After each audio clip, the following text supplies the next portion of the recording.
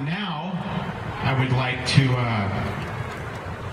bring up our next speaker from the Frederick Douglass Republicans. A longtime friend of mine, we've worked together for many, many years. I first met this gentleman when we had an anti-tax rally to try and tell them that taxes were not the answer back in 2001. And ever since then, we've been working together. And no matter how many times we tell them the answer is no, they keep trying to tell us that we're wrong. I'd like to introduce to you a very good friend of mine from the Frederick Douglass Republicans, Mr. Craig Deluz. How's everybody doing today? Come on. Can you folks hear me? Can you hear me now? Oh, there we go. Can you hear me now? Okay, hello, my name is Craig Deluz. I am the Chief Executive Officer for the Frederick Douglass Foundation of California. Now, the Frederick Douglass Foundation started as a national organization a little over a year and a half ago. And the reason why it started was because back in Washington, D.C., there were a group of African-American Republicans. Now, let me say that again. African-American Republicans. No, we're not all Democrats.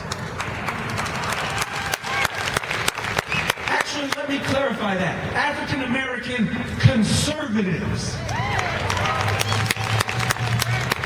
who were frustrated by seeing the Al Sharptons, the Jesse Jacksons, all of the folks who were out there who were talking about and supposedly representing the African-American perspective, but weren't necessarily representing the African-American perspective. Our position, and so when they started, the whole goal was to let people understand that there are people across the ethnic spectrum that believe in conservative values, that have faith in America, that believe in the people, not necessarily believe in the government. We believe that less government is better government.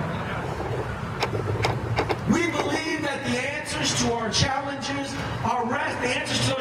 rest in the people, not in Washington, D.C., and not in this building.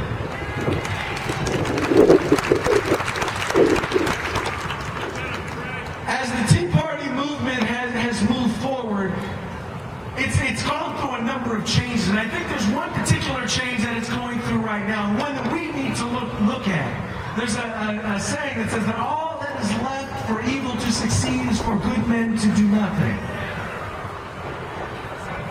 What we in the Frederick Douglass Foundation realize is that we need to do more. Whatever we're doing, whatever you're doing, we need to do more. Rallies and protests are great. But in the end, we are asking unrighteous men and women to make righteous decisions.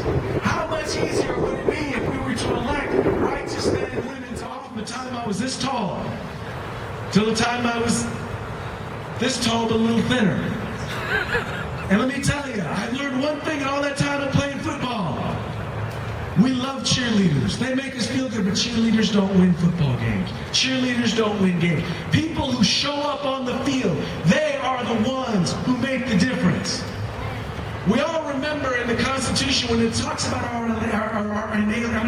the Declaration of Independence, when it talks about our unalienable rights to life, liberty, and the pursuit of happiness.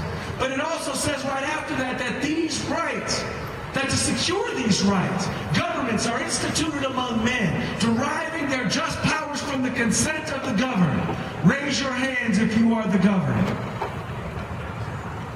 We have the government that we have earned. It's time to put in work.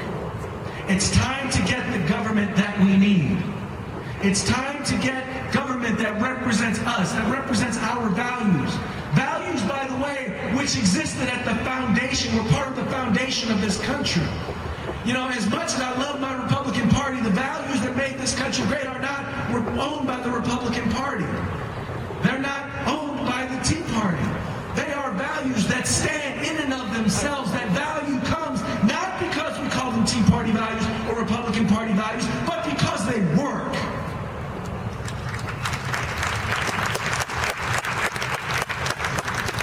It is incumbent upon each generation to fight for the freedom and for the liberty for their generation.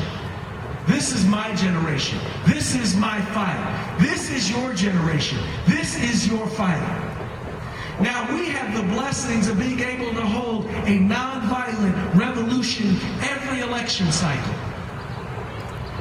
We have that blessing in this country.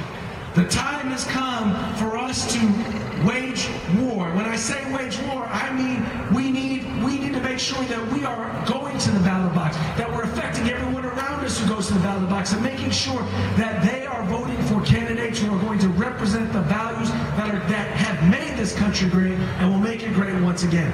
Once again, I want to thank you. My name is Craig Deluz, and I am with the Frederick Douglass Foundation of California. Thank you.